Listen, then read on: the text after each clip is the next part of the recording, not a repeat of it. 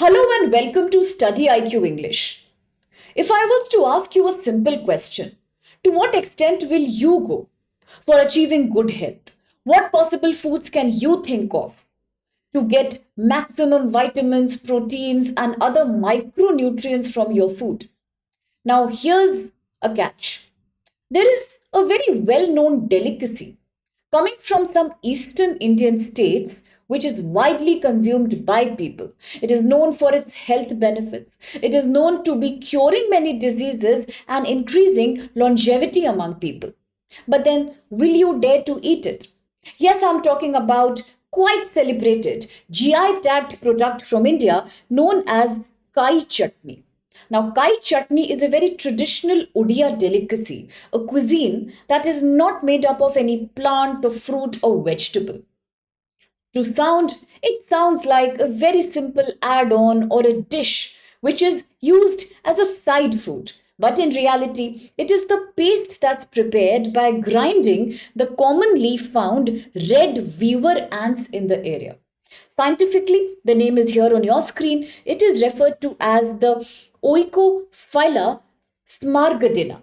Now, this stands for the large red crawling creatures which are quite commonly found in the forested regions of states like Odisha, Jharkhand, Chhattisgarh, and West Bengal. It's a very popular food found among local communities. Not only does it provide health benefits, such as giving people nutrients like calcium, zinc, vitamin B12, folate, various kinds of magnesium, potassium, sodium.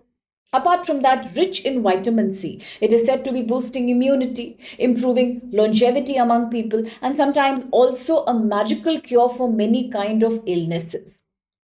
Now, remember that Odisha also happens to be a state which houses a number of particularly vulnerable tribes from India.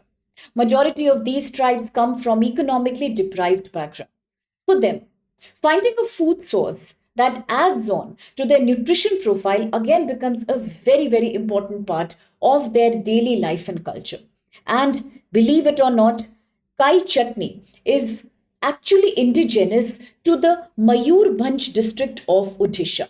These are the red weaver ants, as you can see on your screen, quite large size ants, in fact. And they are found in abundance in the forests of Simplipal Tiger Reserve throughout the year. So, availability is not a problem. It is a cheap food source for many people who otherwise struggle to have a varied nutrition basket.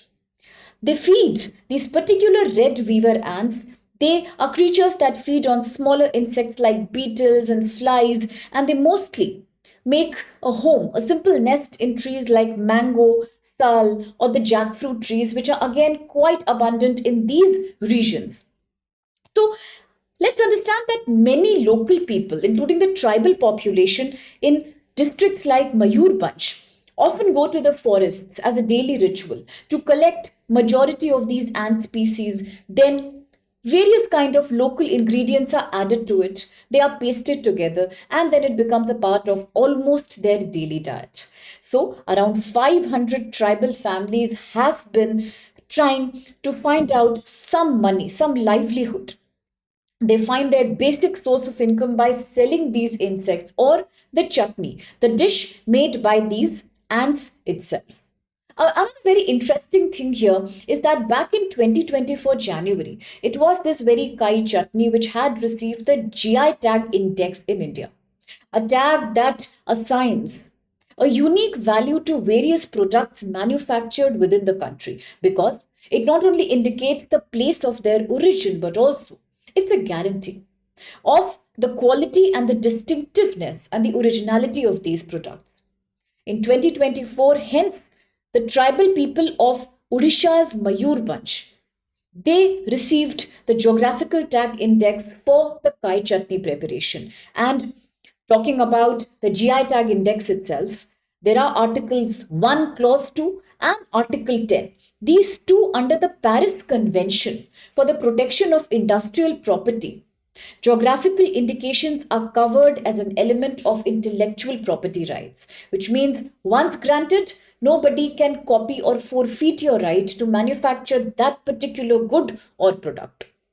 So, Also talking about the GI tag products, they get covered within Articles 22 to 24 of the TRIPS, that is the Trade Related Aspects of Intellectual Property Rights Agreement.